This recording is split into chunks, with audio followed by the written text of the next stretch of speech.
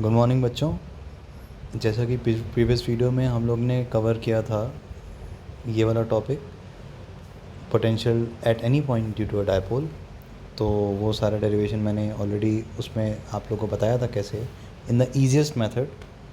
और अब जो हमें डिस्कस करना है that is about potential due to system of charges. आखिर सिस्टम ऑफ चार्जेस अगर हैं किसी भी सिस्टम में और हमको बोल दिया जाए कि किसी एक पॉइंट पे उन सारे सिस्टम ऑफ चार्जेस की वजह से किसी एक पॉइंट पे हमें पोटेंशियल को कैलकुलेट करना है, तो हम कैसे करेंगे।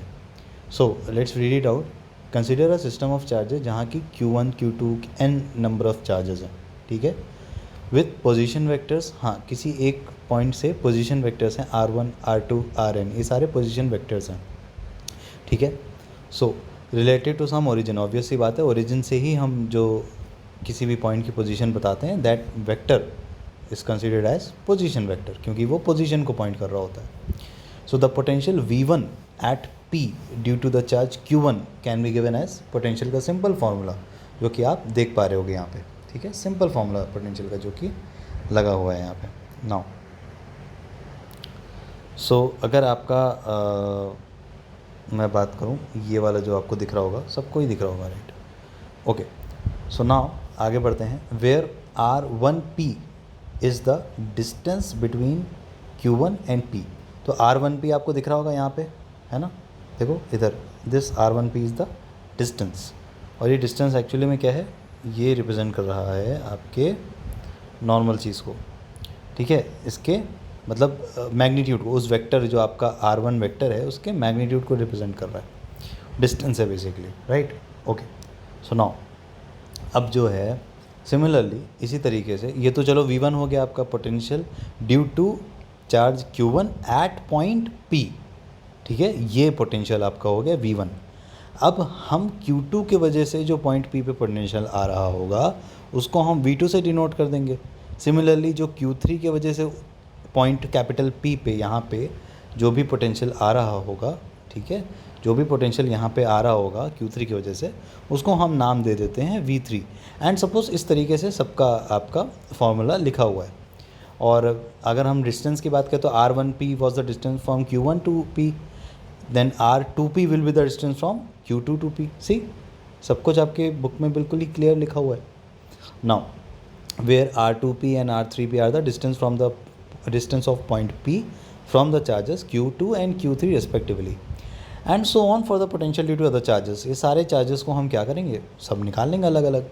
अब क्योंकि आपने पढ़ रखा है ऑलरेडी क्लास चैप्टर 1 में प्रिंसिपल, ठीक है, सुपरपोजिशन प्रिंसिपल पढ़ रखा है आपने, ठीक है, तो वही यहाँ पे कॉन्सेप्ट अप्लाई होने वाला है। So by the superposition principle the potential capital V at point P, capital V is what potential, it is the total potential, है ना, ओवरऑल सिस्टम की वजह से जो पॉइंट P पे पोटेंशियल है that is capital V due to the total charge configuration is the algebraic sum of the potentials due to the individual charges. See, यहाँ पे सिंपली आपको क्या कर देना है, अलग अलग पोटेंशियल निकाल करके सिस्टम ऑफ चार्जेस अगर किसी भी सिस्टम में होला तो उसको आपको निकाल करके सिर्फ ऐड अप कर देना है, right. So this will become आपका ये V1 plus V2 plus V3 dot dot dot, है ना, जितने भी चार्जेस हैं आपके XYZ जो भी हैं सारे आ जाएंगे।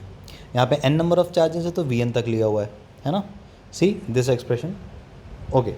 नाउ मूविंग फर्दर, अब V1 की जगह आप क्या लिख दोगे, V1 का जो ये वाली इक्वेशन थी, है ना, इसको यहाँ पुट कर दोगे, फिर V2 यहाँ पुट कर दोगे और सबको ऐड अप कर दोगे, तो कुछ इस तरीके की इक्वेशन आपको देखने को मिल जाएगी। समझ रहे हैं बच्चों, चलिए आगे बढ़ते हैं। If we have a continuous charge distribution characterised by a charge density rho as a function of r, that is distance. अगर मान लो कंटिन्यूस चार्ज डिस्ट्रीब्यूशन हुआ तब क्या करेंगे, तब वही करेंगे जो पहले करते थे, we divide it as before into small volumes elements, small volume element में करके इंटीग्रेट कर देते थे या फिर ऐड अप कर देते थे, right, okay. Each of the sizes of delta V and carrying a charge of rho into delta V, क्योंकि भाई चार्ज डेंसिटी हमारा होता था, वही चैप्टर 1 से थोड़ा सा रिलेटेड है ये बिल्कुल ही। तो इसको समझने के लिए पहले आपको उसको क्लियरली समझना होगा, उसकी भी वीडियो मैंने ऑलरेडी बना कर रखी है। Now we then determine the potential due to each volume element and sum या फिर इंटीग्रेट, है ना, ओवरऑल सच कंट्रीब्यूशंस, और हम पोटेंशियल एंटायर पूरे सिस्टम का पोटेंशियल हम निकाल डालते हैं। So we have seen in chapter 1 that for a uniformly charged spherical shell, the electric field outside the shell as if the entire charge is concentrated at the center. मतलब outside अगर हम निकालने की कोशिश करें तो स्फेरिकल शेल के through, जो कि डेरिवेशन आपने ऑलरेडी देख रखा होगा नाउ, तो वो जो है आपका वही एक्सप्रेशन आता था जो कि ऐसा लगता था जी चार्ज एक सेंटर पे कॉन्सेंट्रेटेड है और उसकी बाउंड्री पे हम कैलकुलेट करना चाह रहे हैं फील्ड। वैसे ही जो पोटेंशियल है outside the shell is given by V is equal to 1/4πε0 Q upon R, where Q is the जो भी उसकी चार्ज है, okay, where Q is the total charge on the shell and capital R is the obviously radius, है ना। और यहाँ पर जो स्मॉल r दिया हुआ है दैट इज़ जो हम सरफेस वहाँ पे कंसिडर करते थे ना गॉसियन सरफेस, वही चीज़ है। So the electric field inside the shell is zero, ये तो हमें पता है ना, इलेक्ट्रिक फील्ड शेल के इनसाइड में हमारा ज़ीरो आता था। क्यों? क्योंकि कोई चार्ज ही इंक्लोज नहीं होता था, क्योंकि चार्ज तो सरफेस पे ही रह जाता था, शेल के अंदर रहता ही नहीं था। जब चार्ज ही नहीं इंक्लोज हुआ तो अकॉर्डिंग टू गॉस लॉ आपका इलेक्ट्रिक फील्ड ज़ीरो हो जाता था, राइट।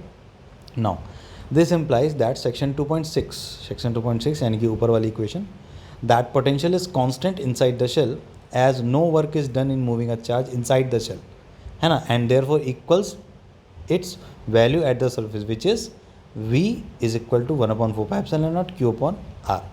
तो इस चीज़ को आप दिमाग में अपने रख लेना। अब चलो एक क्वेश्चन करते हैं, देखो आपका एग्जाम्पल ही है ये, क्या कह रहा है, देयर आर टू चार्जेस जिसका कि मैग्नीट्यूड गिवन है, एक 3 × 10⁻⁻8 कूलम एंड -2 × 10⁻⁻8 कूलम, ओके ठीक है, अपोजिट चार्जेस है, मैग्नीट्यूड डिफरेंट है दोनों का। These are located 15 centimetre apart, okay. Now at what point on the line joining the two charges, okay, the electric potential will be zero, मतलब इन दोनों के बीच में कोई एक पॉइंट है जहाँ पे इलेक्ट्रिक फील्ड आपका कह रहा है इलेक्ट्रिक पोटेंशियल आपका ज़ीरो होगा। इलेक्ट्रिक पोटेंशियल उस पॉइंट पे ज़ीरो होने का मतलब समझाओ। देखो क्या हुआ, अगर यहाँ पे मान लो एक दोनों के बीच में एक कोई पॉइंट हमने कंसिडर किया, यहाँ पे मान रहे हैं हम पोटेंशियल ज़ीरो, इसका मतलब क्या हुआ, यानी कि यहाँ से जो लेफ़्ट साइड का पोटेंशियल है और राइट साइड का पोटेंशियल है दोनों आपस में इक्वल हैं, दोनों आपस में क्या है, इक्वल है, तभी आपका यहाँ पे पोटेंशियल ज़ीरो आ रहा है, यानी कि यहाँ पे इलेक्ट्रिक पोटेंशियल आपका ज़ीरो है, डिफरेंस ज़ीरो है। चलिए तो आपको करना क्या है, लेफ्ट साइड के पोटेंशियल को राइट साइड के पोटेंशियल से इक्वेट कर देना है। कैसे करेंगे आइए वो जानते हैं। देखो किसी भी पॉइंट पे अगर हमको पोटेंशियल निकालना होता है तो हम उस पॉइंट पे चार्ज को नहीं रखते ना, चार्ज तो कहीं भी होता है ना, किसी पॉइंट पे निकालता है तो हमको उस पॉइंट से लेकर के उस चार्ज जो सोर्स चार्ज है, मान लो यहाँ पे चार्ज है हमारा और बोल दिया इस पॉइंट पे ही है, यहाँ पे आपको पोटेंशियल कैलकुलेट करना है।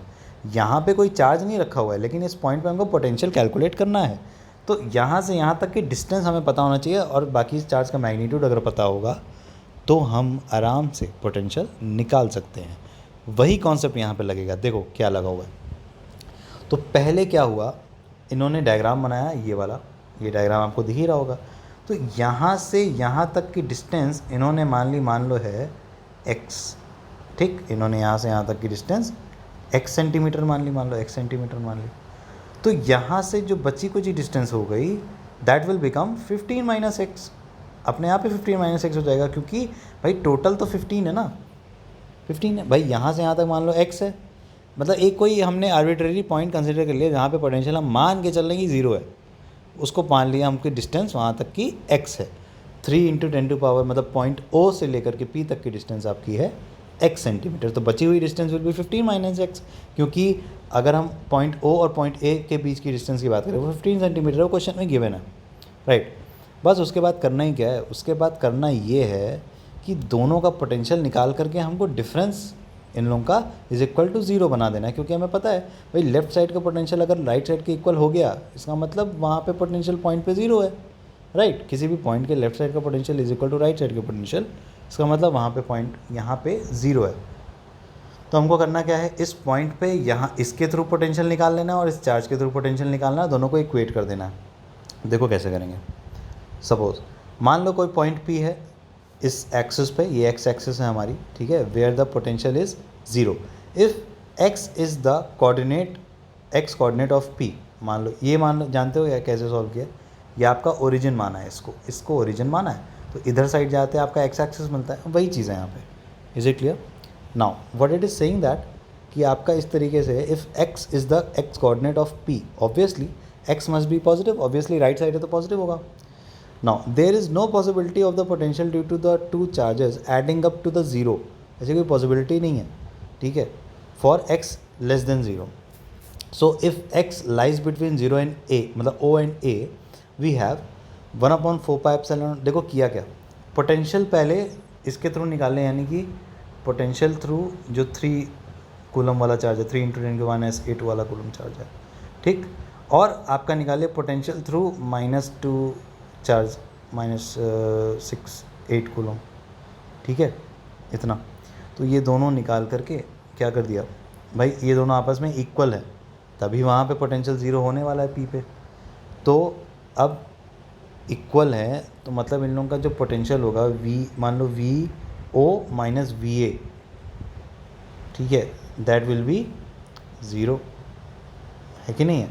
तो बस देखो यहाँ पे भी वही चीज़ किया, क्या किया है, सिंपली देखो, है ना, एडअप कर दिया इसको. नाउ अब जो है आपका सिंपल तरीके से क्वेश्चन सॉल्व हो जाना है, तो आप लोग इसको सॉल्व करिएगा, ईजिली हो जाएगा, उसमें कोई डिफ़िकल्टी वाली बात ही नहीं है. Is it clear. नाउ अब क्योंकि इसका पोटेंशियल इसके इक्वल है तो बस इक्वेट कर दिया, सिंपल. चलिए इस तरीके से आपकी x की वैल्यू मिल जाएगी आपको. तो बेसिकली बताना था ना कि किस पॉइंट पे दोनों लाइन ज्वाइनिंग का किस पॉइंट पे पोटेंशियल ज़ीरो होगा, तो बस आ जाता है हमारा आंसर इस तरीके से. ओके, अब देखिए क्वेश्चन नंबर, एग्जाम्पल नंबर 2.3. ये कॉन्सेप्चुअल है.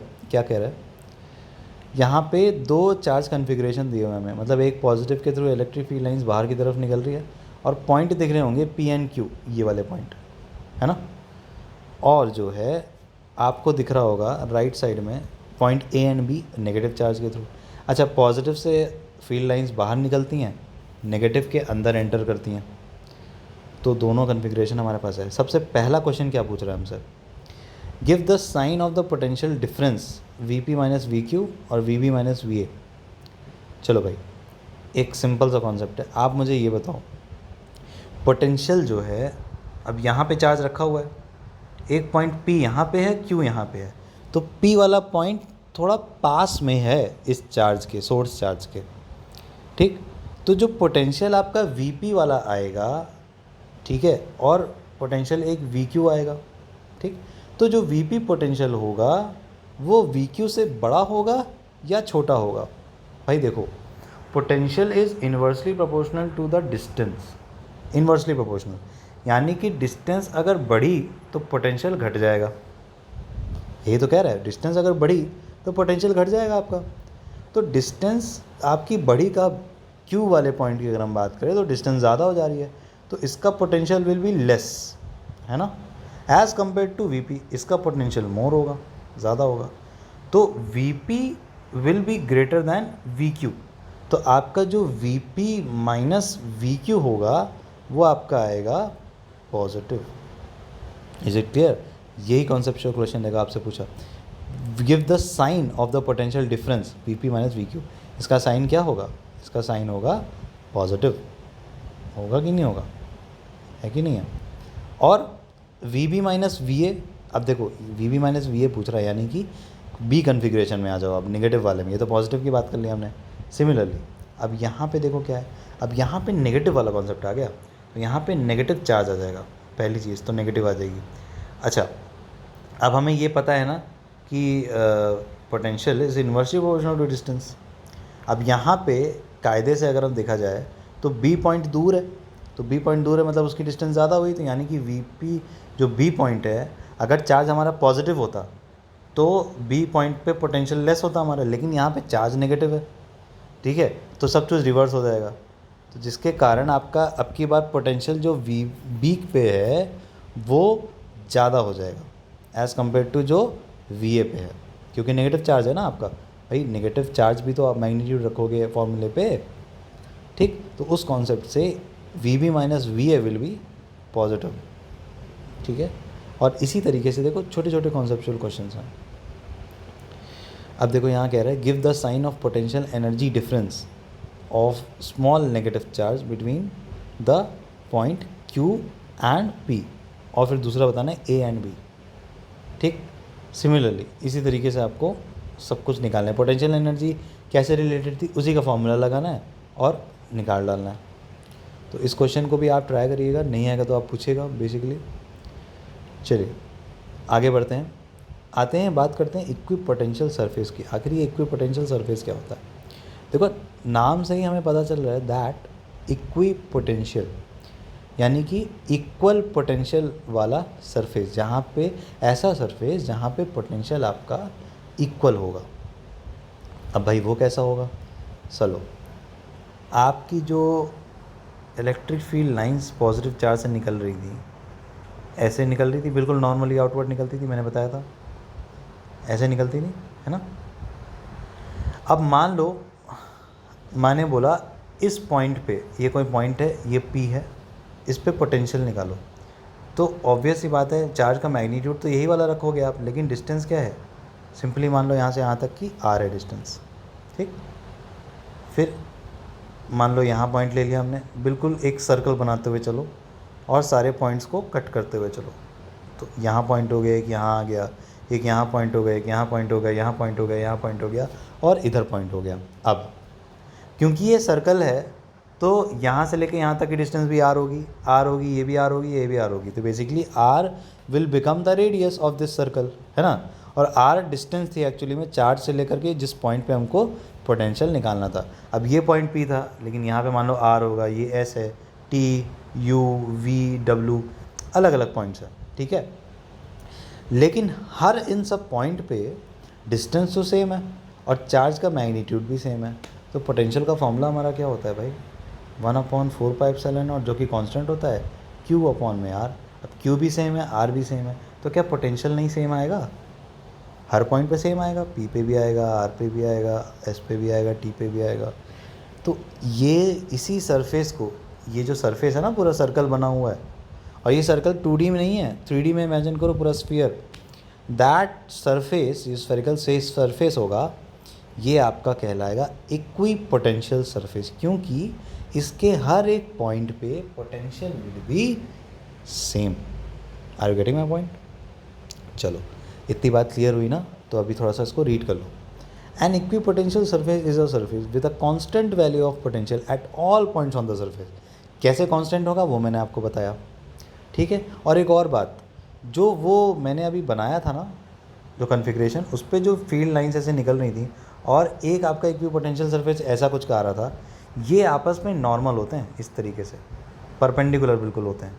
मतलब इक्विपोटेंशियल सरफेस हमेशा इलेक्ट्रिक फील्ड लाइन से परपेंडिकुलर ही होगा, इस बात को आपको याद रखना है, ठीक। चलिए, so an equipotential surface is a surface with a constant value of potential at all points on the surface for a single charge Q the potential is given by equation 2.8, जो कि ये वाली है। This shows that capital V is a constant if R is constant. Obvious बात है ना, अगर distance constant हुआ हमारा और चार्ज तो एक ही है हमारा, ठीक है, तो ऑब्वियस सी बात है पोटेंशियल तो कांस्टेंट आना ही है ना। As a result this equipotential surfaces of a single point charge are concentric spherical surfaces centred at the charge. देखो सिमिलरली ऐसा ये जो कन्फिगरेशन आपको दिख रहा है, अब आपको समझ में आ रहा होगा कि what actually is the equipotential surfaces, right. ठीक है, तो इसको आप रीड आउट कर लीजिएगा, बहुत ही सिंपल है, नहीं आएगा तो आप पूछना। तो इसी तरीके से आगे बढ़ते हैं। For any configuration equipotential surface through a point is normal to the electric field at that point. मैंने क्या बताया, इलेक्ट्रिक फील्ड के नॉर्मल होता है इक्विपोटेंशियल सरफेस, ठीक है। चलिए, तो इसी तरीके से आप ऐसे देख लो, यहाँ पे कन्फिग्रेशंस बने हुए, equipotential surface for a uniform electric field, ये बन रखा है, देखो आप इसको, है ना। इसी तरीके से यहाँ पे देखो आप, नेगेटिव चार्ज का पॉजिटिव चार्ज का सिमिलरली बनता है, और अगर दो पॉजिटिव चार्ज है इनका कन्फिग्रेशन इस तरीके से बनता है, इनके इक्विपोटेंशियल सरफेस इस तरीके से बने हैं। तो कई सारे इक्विपोटेंशियल सरफेस इस तरीके से आपको एग्जाम्पल में पूछ सकता है कि आप एग्जाम्पल बता दो इक्विपोटेंशियल सरफेस का, तो आपको डायग्राम बनाना होगा, चाहे पहला बना लेना चाहे दूसरा, ठीक है। चलिए, नेक्स्ट टॉपिक है हमारा the relation between the field and potential. आखिर फील्ड और पोटेंशियल के बीच रिलेशन है क्या? So consider two closely spaced equipotential surface. हमने दो इक्विपोटेंशियल सरफेस कंसिडर कर लिया, ए एंड बी, मतलब नीचे वाला हमारा सरफेस ए है, ऊपर वाला हमारा सरफेस बी है, आपको दिख रहा होगा, ठीक है। इस तरीके से ये वाला सरफेस आपका ए सरफेस है, ऊपर वाला बी सरफेस है, ठीक है, आपने कंसिडर कर लिया। नाउ विथ पोटेंशियल वैल्यूज़, एक का वी है, एक का वी प्लस डेल्टा वी, मतलब कि एक मान लो ए का पोटेंशियल कैपिटल वी है और बी का पोटेंशियल है वी में छोटा सा और पोटेंशियल ऐड अप हो गया डेल्टा वी। चलो भाई इतना हमने समझ लिया। Now where delta V is the change in the potential in the direction of electric field E, ठीक है। डायरेक्शन ऑफ इलेक्ट्रिक फील्ड आपको दिख रहा होगा, है ना, ये देखो बना हुआ है, बिल्कुल नॉर्मली आउटवर्ड निकल रहा है। Okay, now let capital P with the point on the surface B, एक हमने सरफेस B पे कैपिटल P पॉइंट कंसिडर कर लिया। Delta L is the perpendicular distance of the surface A from P। Delta L जो है distance है, एक perpendicular distance है A से ले सरफेस A से लेकर के पॉइंट P तक, ठीक है। Imagine that a unit positive charge is moving along this perpendicular from the surface B। मान लो एक यूनिट पॉजिटिव चार्ज मूव कर रहा है परपेंडिकुलर सरफेस B पे, ठीक है, हमने कंसिडर किया। Is moving along this perpendicular, ये जो परपेंडिकुलर आपने अभी ड्रॉ किया उसके अलॉन्ग मूव कर रहा है, ठीक है, surface B to the surface A against the electric field, ठीक, अगेंस्ट द इलेक्ट्रिक फील्ड जा रहा है तभी तो वर्क होगा। So the work done in this process will be, क्या होगा भाई, सिंपल सी चीज़ है, क्या सीखा था हमने, फोर्स इंटू डिस्प्लेसमेंट, वही चीज़ है यहाँ पे, E इंटू डेल्टा L, ठीक है। चलिए, सो अब देखो, अब आप सोच रहे होगे सर ऐसे तो फोर्स इंटू डेल्टा L होना चाहिए, E इंटू डेल्टा L क्यों ले रहे हैं। अरे भाई अगर आप फोर्स भी लिखोगे ना नॉर्मल, तो वो भी इलेक्ट्रिक फील्ड के बराबर ही हो जाएगा। क्यों, क्योंकि हम यहाँ पे यूनिट पॉजिटिव चार्ज कंसीडर कर रहे हैं। तो हमारा फॉर्मूला फोर्स का क्या होता था, Q1 इंटू Q2। अब Q2 जब 1 हो गया तो वो फॉर्मूला तो इलेक्ट्रिक फील्ड का ही बन गया, तो वहाँ से ये electric field into delta L आ गया, फोर्स इंटू डिस्प्लेसमेंट ही लगा है फॉर्मूला। वर्क डन का फॉर्मूला आज भी नहीं चेंज हुआ, वही है जो आप क्लास 9th में पढ़े थे, है ना, कुछ अलग नहीं है। चलिए, so this work will be equal to the potential difference, जो कि पिछले के लेक्चर्स में आपने सीखा है, work done is equal to potential difference, तो VA माइनस VB, ठीक, क्योंकि आपका जो A है उस पर पोटेंशियल ज़्यादा होगा और B पे कम होगा पोटेंशियल, है ना, क्योंकि वो डिस्टेंस से इन्वर्सली प्रोपोर्शनल है, ठीक। और इलेक्ट्रिक फील्ड इधर से निकल के आ रही है, यानी कि चार्ज कहीं नीचे होगा, चार्ज कहीं यहाँ पे मान लो पॉजिटिव है, तभी तो इस तरीके से इलेक्ट्रिक फील्ड जा रही है। तो ये वाला पॉइंट ज़्यादा चार्ज के पास हुआ तो यहाँ पोटेंशियल ज़्यादा होगा ए पे, है ना। कॉन्सेप्ट समझना सब कुछ ईजी है ना। तो ये वर्क डन हम इस तरीके से लिख सकते हैं, यहाँ पे देखो ऐसा लिख सकते हैं कि नहीं लिख सकते भाई। भाई VA क्या था हमारा, कैपिटल V कंसिडर कर रहे थे, और VB क्या था हमारा, V प्लस डेल्टा V था। तो हमारा ये बेसिकली क्या हो जाता है, किसके बराबर, देखो इस तरीके से हो जाता है ये, है ना, this one becomes this minus delta V, है ना। चलिए, तो इस तरीके से जो आपका इलेक्ट्रिक फील्ड है वो ऐसे रिलेट कर जाता है इससे, इक्वेशन नंबर 2.20। समझ में आ गई इतनी बात, मैथमेटिकल कॉन्सेप्ट भी थोड़ा सा भी नहीं लगा, केवल डेल्टा एक नया कॉन्सेप्ट है, डेल्टा मतलब छोटा सा चेंज, ठीक। चलिए, since delta V is negative, अब यहाँ पे जो डेल्टा V है वो नेगेटिव है, ठीक, तो आप इस तरीके से भी लिख सकते हो उसको, delta V is equal to negative बाहर निकाल लो और मॉडुलस ऑफ डेल्टा V लिख लो, यानी कि पोटेंशियल पॉजिटिव हो, नेगेटिव तो हमारे एक्सप्रेशन में है ही। देन हम रीराइट कर सकते हैं इस इक्वेशन को, इस तरीके से लिख सकते हैं कि नहीं लिख सकते हैं, इक्वेशन नंबर 2.21 मिल जाएगी आपको।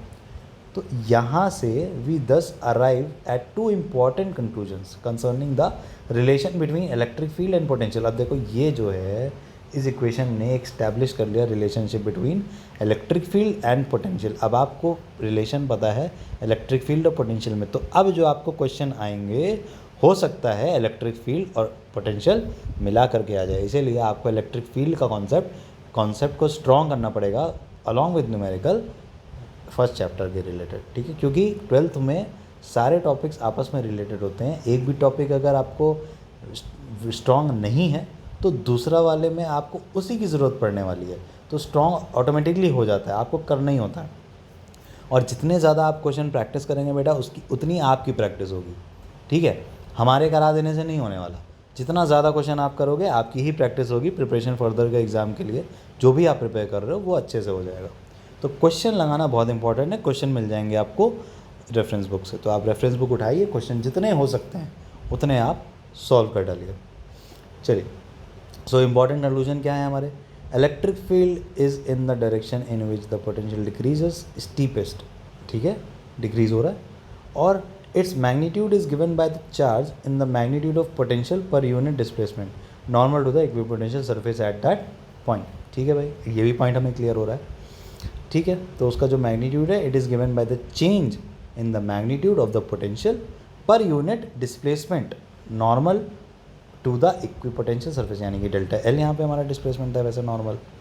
ठीक है, चलिए नेक्स्ट टॉपिक है हमारा potential energy of a system of charges. चलिए potential of a system of charges समझ गए, पोटेंशियल एनर्जी भी समझ जाएंगे, सेम है, कुछ अलग नहीं है। पोटेंशियल एनर्जी में क्या कॉन्सेप्ट आ जाता है, सिर्फ और सिर्फ एक चार्ज हमारा बढ़ जाता है। चलिए consider first the simple case of two charges Q1 and Q2 with position vector R1 and R2। ठीक, दो चार्ज हमने सिस्टम में कंसिडर कर दिया जिसका position vector R1 and R2 है, रिलेटेड टू सम ओरिजिन, मतलब कुछ इस तरीके से कन्फिगरेशन है। अगर मान लो ये आपका ओरिजिन है तो यहाँ पे एक चार्ज Q1 है मान लो, और यहाँ पे एक चार्ज आपका Q2 है, इसका है पोजीशन वेक्टर R1 और इसका पोजीशन वेक्टर है R2। ऐसा कुछ कन्फिगरेशन आप अपने कॉपी में ड्रॉ कर लो। ऑब्वियसली बात है, अगर आप फिज़िक्स पढ़ रहे हो तो कॉपी पेन लेकर के बैठोगे, क्योंकि दिमाग से अगर सोचोगे हम सब चीज़ दिमाग में ही कर लेंगे, सब कुछ कर लेंगे, तो वो आता नहीं है बिना लिखे। तो इट इज़ लाइक मैथमेटिक्स, बिना लिखे तो बेटा आना नहीं है। ठीक, चलो तो मेहनत तो करनी पड़ेगी, इतना कंसिडर कर लिया हमने। Let us calculate the work done externally in building up the configuration. चलो वर्क डन निकाल लेते हैं, इस कन्फिगरेशन को बनाने में कितना वर्क करना पड़ा होगा। This means that we consider the charges Q1 and Q2 initially at infinity. हम इन्फिनिटी पे कंसिडर कर रहे हैं कि इन्फिनिटी पे कहीं रहा होगा, वहाँ से ले आकर के हमने ओरिजिन के पास इसको लेकर के आए दोनों चार्ज को। And determine the work done by the any external agency to bring the charges to the given locations, यानी कि जो लोकेशन में हम लेकर के आए उसको इन्फिनिटी से दोनों चार्ज को। Suppose first the charge Q1 is brought from infinity to point R1, there is no external field against which the work needs to be done. अगर हमने पहले चार्ज को लाया, Q1 को लाया किसी पॉइंट पे ओरिजिन के पास, तो अब ओरिजिन के पास पहले से तो कोई चार्ज प्रेजेंट नहीं था, तो एक्सटर्नल वर्क जो भी है किसी फील्ड के अगेंस्ट नहीं करना पड़ा, उठा करके ले आया इसको, बस रख दिया वहाँ पे। चलिए, so this charge produces a potential in the space given by V1 is equal to 1/4πε0 Q1 और R1P। R1P is the magnitude of the R1 vector जो आपने पोजीशन वेक्टर कंसिडर किया था। ओके, चलिए अब फ्रॉम द डेफिनेशन, चलो मान लो ऐसा कुछ सिस्टम था कि ये पॉइंट आपका P है, इन्फिनिटी से कहीं से उठा के आप चार्ज Q1 को यहाँ पे ले आके रख दिए, ये है ओरिजिन। यहाँ से यहाँ तक की पोजीशन वेक्टर इनकी R1 थी, तो मैग्नीट्यूड इनकी हम बोल रहा है R1P इज़ द मैग्नीट्यूड, ये ओरिजिन है आपका, याद रखना है इस चीज़ को। चलिए ये सिस्टम हो गया हमारा, वो चार्ज रखा हुआ पड़ा है, ठीक है, छोड़ दो उसको। So work done in bringing the charge Q2। अब ध्यान से समझना, अब Q2 चार्ज को हमको लाना है इन्फिनिटी से किसी पॉइंट पे, ठीक है, जहाँ पे हमारा जो पोजीशन वेक्टर है वो R2 है, ठीक, लेकिन अब जो है वहाँ पर Q1 प्रेजेंट है, Q2 का आप बाद में ला रहे हो, Q1 अब वहाँ पे प्रेजेंट हो गया। तो ध्यान से पढ़ते हैं इस चीज़ को। So the work done in bringing charge Q2 from infinity to the point R2 is Q2 times the potential at R2 due to Q1। समझ रहे हो? तो work done will be like this. तो work done on Q2 will be 1/4πε0 Q1 into Q2 upon में R12। ठीक, इस चीज़ को ध्यान से सुनना है, इसी में कॉन्सेप्ट छुपा हुआ है। Work done in bringing charge Q2 from infinity to the point R2 is Q2 times, यानी कि Q2 को हम लेकर के आ रहे हैं, तो Q2 times the potential at R2 due to Q1। भाई देखो, R1 हमारा ये है, Q1 हमारा यहाँ पे रखा हुआ है, पॉइंट P है। मान लो यहाँ पे हम पॉइंट Q कंसिडर कर ले रहे हैं और यहाँ पे हमने Q2 को ले आकर के रखा, ये R2 डिस्टेंस है, R2 पोजीशन वेक्टर है, इसकी डिस्टेंस है R1P, इसकी होगी R2P डिस्टेंस है। तो कह रहा है कि जो पोटेंशियल आपका वर्क डन होगा, the work done in bringing the charge Q2 from infinity to the point R2, infinity से R2 लाने में जो वर्क हुआ will be Q2 times the potential at R2 due to Q1, potential at R2 due to Q1, यानी कि potential at Q due to Q1। ये समझ रहे हो आप इस चीज़ को, ड्यू टू Q1। तो इस तरीके से आपका एक्सप्रेशन बन जाता है ये वाला, this one, work done on Q2, Q2 पे जो वर्क हुआ it is given bye 1/4πε0 Q1 Q2 1 R1। ये कहाँ से आया तो आपको याद होगा, सिंपल अगर मैं बेसिक में चला जाऊँ तो आपका जो पोटेंशियल था was work done upon charge. Class 10th में आपने इस इक्वेशन को पढ़ा था और क्लास 12th में अभी प्रीवियस वीडियोज़ में हमने इसको इलेबोरेट किया थोड़ा सा, वही कॉन्सेप्ट यहाँ पे यूज़ हुआ है। तो इसीलिए अगर पिछले चीज़ें आपने नहीं पढ़ी हैं ढंग से तो ऑब्वियसली चीज़ें आगे की चीज़ें बाउंस बैक करेंगी। तो अगर उस चीज़ को ढंग से पढ़ लोगे तो बहुत ही इंटरेस्ट आएगा इस चीज़ में कि हाँ, क्योंकि सारी चीज़ें रिलेटेड है, छोटी से छोटी चीज़ बड़ी से बड़ी चीज़ों से रिलेटेड है। ठीक है, तो सारा कुछ ही इंपॉर्टेंट है, कुछ हम छोड़ नहीं सकते। चलिए, since electrostatic force is conservative, electrostatic force conservative होता है और कंजर्वेटिव फोर्सेस क्या होते हैं वो भी हमने पिछले वीडियोज़ में क्लियर किया हुआ है, उसको भी आप देखिएगा ज़रूर, पिछले वीडियोज़ में है। ठीक, तो this work gets stored in the form of potential energy of the system. भाई वर्क किसी भी बॉडी पे करते हैं तो वो उस बॉडी के सिस्टम, इस बॉडी के पोटेंशियल एनर्जी के फॉर्म में स्टोर हो जाता है वो वर्क।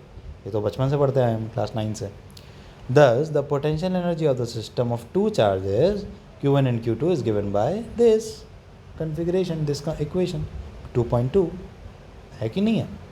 बस obviously if Q2 was brought first to its present location, अगर Q2 को हम पहले लेकर के आते तब बाद में Q1 आता, अब Q1 पे Q2 की वजह से पोटेंशियल लग रहा होता। सारी चीज़ें रिलेटेड है। अब हमने Q1 को पहले लाया था तो अलग चीज़ था, अब यहाँ पे हमने क्या किया था, दोनों को पॉजिटिव लेकर के रखा है। ठीक, तो इस तरीके से हमारा चेंज है। More generally the potential energy expression equation 2.22 is unaltered whenever whatever way the charge are brought to the specified locations because the path independence of work, क्योंकि पाथ इंडिपेंडेंट होता है हमारा work, तो कोई फ़र्क पड़ना है नहीं जिस भी पाथ से उसको लेकर के आओ। तो अब ये जो इक्वेशन 2.22 है, it is also true for any sign of the Q1 and Q2, मतलब Q1 पॉजिटिव हो नेगेटिव हो डजेंट मैटर, एक्सप्रेशन हमारा यही रहने वाला है।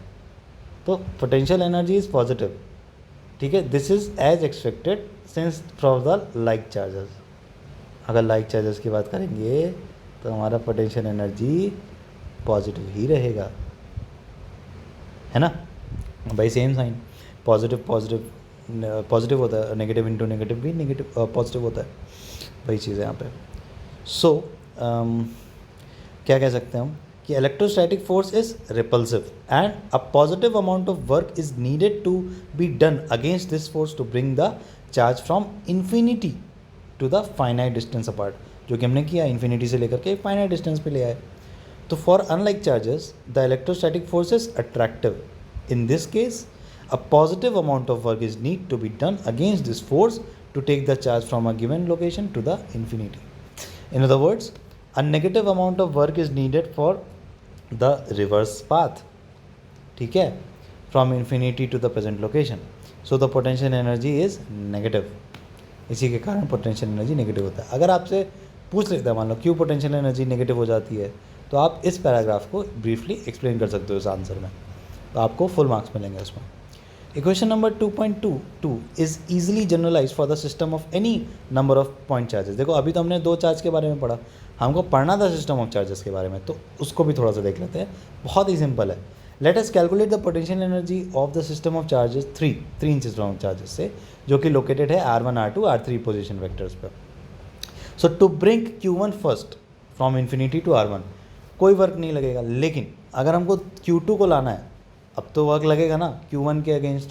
फिर अब Q2 को ले आओगे जब, फिर जब Q3 को लाओगे तो अब 2 लगेगा, मतलब Q1 के थ्रू भी लग रहा है और Q2 के थ्रू भी लग रहा है Q3 पे।